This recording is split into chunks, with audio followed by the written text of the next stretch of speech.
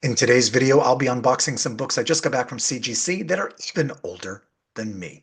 So stick around with Swarm of Comics.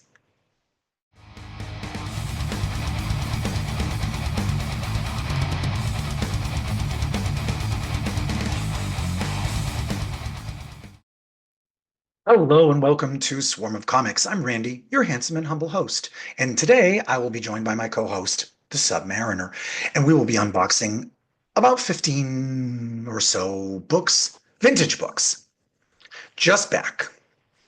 It took almost 4 months. You probably heard me say that 38 seconds ago. It was a long wait, October to February. And I feel like I probably should do what Doghouse Comics does and do them under the unlimited value and get them back in like a week. And I feel like maybe that's the hack that he came up with. Make sure you check out Doghouse Comics channel. He does awesome crack and resubmits and pretty good channel. Pretty fun stuff, Stefan. Hello, Stefan, if you happen to watch this. Nobody watches this. So, without further ado, I'm going to dive in. As you know, if you've watched these videos before or any unboxing videos before, my format is exactly what I stole from everybody else, where I reach into this mysterious box you can't see, I pull out the book, I hide the grade with my hand, and then I kind of guess what it is because I don't know what's in this box. I don't know what grades. I'm not like Jim over at Bronzeville Comics, where I make a very detailed spreadsheet of all my guesses for grades. What the hell do I know? So I kind of guess them on the fly here, and I'm either going to be happy or disappointed. That's how these videos work. I'm sure you've seen. So let's start. I feel like this one's going to be the Web of Evil, Web of Mystery. I'm so stupid. I'm going to edit that out. So we have Web of Mystery. I love spiderweb covers that are not Spider-Man, and I love red covers. So this fit the bill completely. I probably got this in an auction. This is from 1953, Web of Mystery number 21. This is what we call pre-code horror. There's no Comics Code Authority stamp on this I think 1955 or 56, whatever it was. So big spooky spider with little baby spiders on it. Mom, maybe don't watch this video. She doesn't like spiders at all. So this is in actually pretty good shape. It's got creased corner at the bottom, but it's got good gloss and nice colors. You can really see how good that looks around my crappy Ring camera. It lights up my beautiful face and makes me look tan. So I'm going to guess and say this is a 5. Let's see what it is. A 6. I was pretty close. I was pretty close. It's pretty yellowed on the back, or yellow, whatever you want to call it, whatever it is. It says it has cream to off-white pages. So I really love this. This is a beautiful book. Presents awesome. A 7. 7. There was my wishful thinking. I just couldn't read the number backwards, and it's a 6. So, all right, starting off strong, guys. That is a strong win right there. All right. I'm happy about that. Very happy. Okay. Again, these are vintage. Vintage for CGC is anything before 1975. Like me. I'm from before 1975. I don't like being old. I don't like when I have to go to a website or an app and I have to put my age in and they've got the spinner wheel and I've got to go back like I'm doing no, Wheel of Fortune. I was going to say the big wheel and the Price is Right and like keep going back all the way to the 1970s. But the advantages are I got to go see Star Wars in the movie theater, I guess. That was probably, I grew up with 1970s outfits, I guess. That's my advantage to all you millennials and everybody else. Book number 2. Aquaman. So this is Aquaman number 13, the second appearance of Mira. It looked like it was in good shape, except for possibly a tear right here and this staple looking rough here. It's got some tanning on the back. It was probably stupid to, honestly, it was probably stupid to submit this. The people at CGC must get these books and be like, what idiot submitted this crappy Aquaman book? It's not like number 1 or 2 or any first appearance of Black Manta. It's just number 13, but it is kind of a cool cover here with Aqualad or something. So let's see what we got. If I was to guess, it has beautiful gloss, nice corners, little crushed down here. Maybe this is another 6, but let's say 5 because of the tears. 7. They were generous with that. They were very generous with this 7. So this is literally worth potentially dozens of dollars, but it's a pretty cool book. I like it.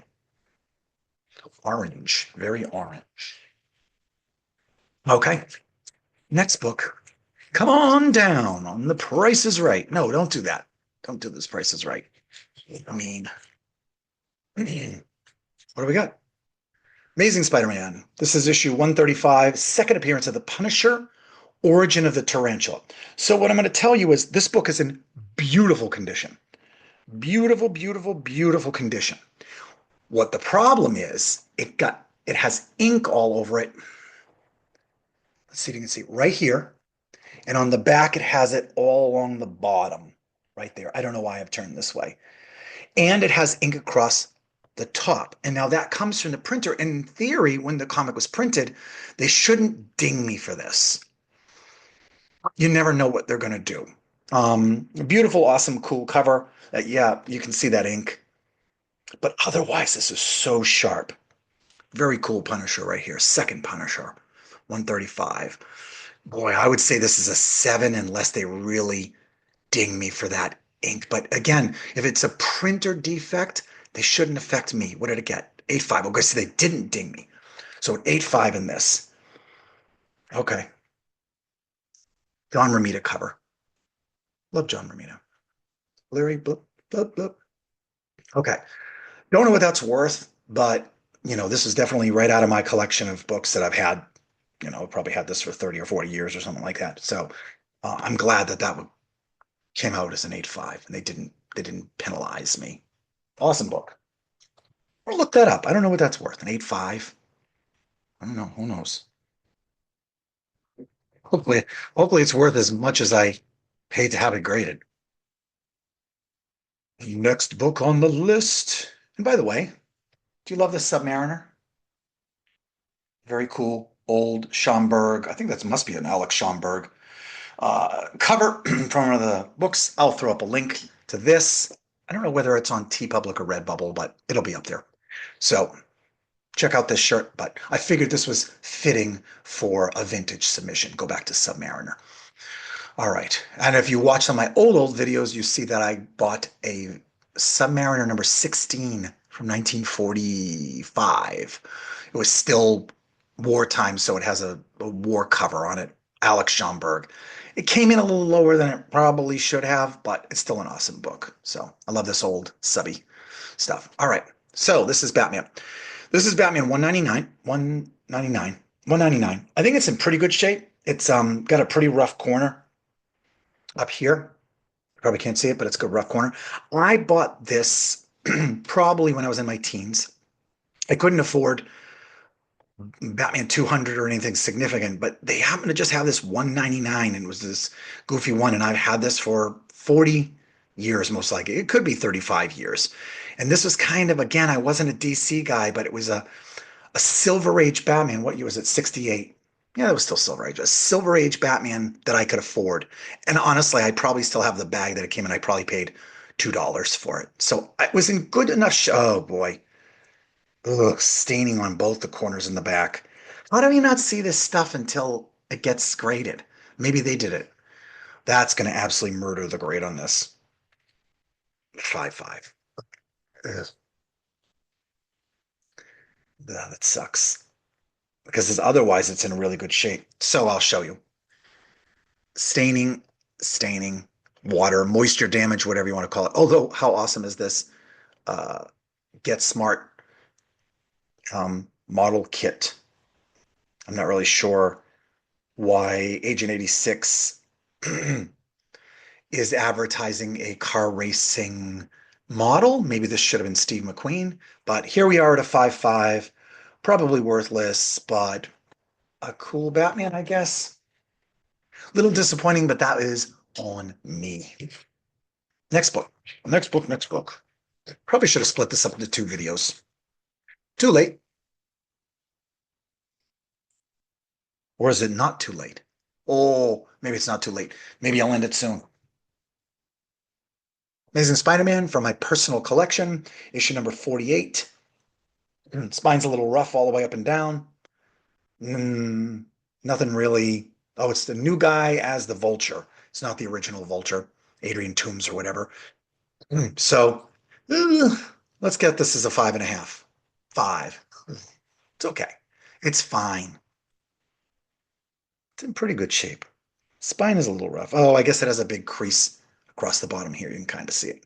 You learning about this stuff with me? That crease right there is like a 2 inch crease, 1.5, 2 inch crease. You get dinged big time for that. The Batman better got a better grade. Got a better grade than this. All right. Next one. Maybe this is part one. Maybe this is part one, and I'll split this up. Give myself more work to do with editing, making thumbnails and stuff. What do we have? Dynamo. Okay, this was certainly just for fun. This was in pretty good shape. This is Dynamo from Tower Comics, 1966. Um, Full red cover, Dynamo. Who even knows Tower Action Series? It's a square bound book, issue number one.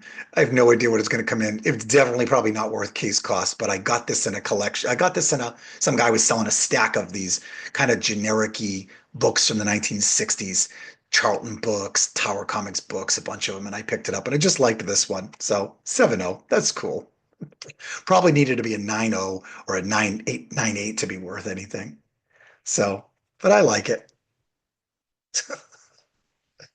It's fun. It's in good shape.